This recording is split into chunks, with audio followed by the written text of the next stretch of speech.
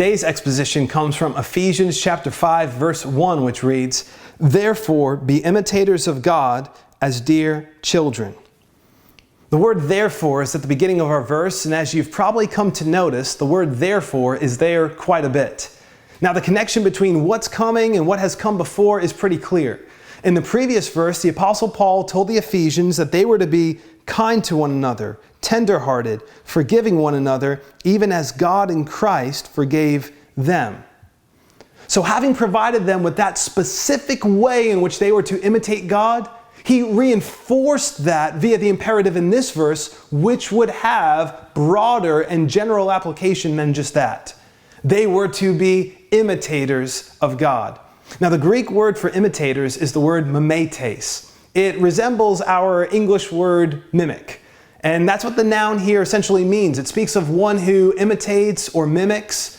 It's worth noting, though, that in the New Testament, this word is always used in a positive sense.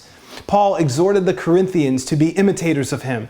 Paul commended the Thessalonians for being imitators of him and his co-laborers, imitators of Christ, imitators of the churches of God in Judea. The writer of Hebrews exhorted his readers to imitate those who by faith and patience inherit the promises of God. And here, Paul was exhorting the Ephesians, and by extension us, to be imitators of God. Now, most immediately within the context, that would look like them forgiving others even as God in Christ had forgiven them. But the application goes well beyond that. Not to the incommunicable attributes of God, be omnipresent, even as God is omnipresent, but to those qualities that we are empowered to and called to emulate. For example, Jesus in Luke chapter 6, he told his disciples, "Love your enemies, do good, and lend." And he would go on to say, "And you will be sons of the Most High, for he is kind to the unthankful and evil." In the very next verse, he would say, "Therefore be merciful, just as your Father also is merciful."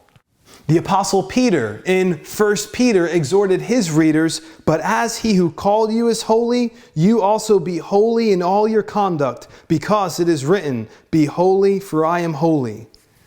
And the examples could go on. You could see how imitating God necessitates understanding what God is like. If we are going to imitate God well, we have to know him well. But you have to love this identification that comes at the end of Ephesians 5:1. Be imitators of God as dear children. That is a precious identification. The word dear is the Greek word agapetos. It is commonly translated as beloved.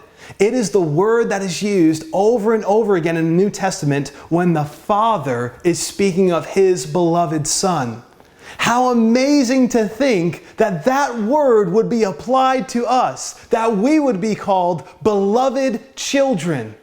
So our imitation of God does not arise from some self-preserving adherence to the threats of a benevolent dictator. Rather, our imitation arises from the fact that we are dearly loved children of God. Through the new birth, we are new creations in Christ. We have God's Spirit indwelling inside of us, empowering us so that we might, by the grace of God, progressively bear the family resemblance. May you heed this exhortation today to imitate God, and may it be a reaction to how loved you are by God if you are in Christ.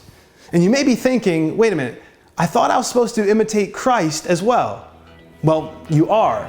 And besides the many verses that exhort you and I towards that, that comes in the next verse.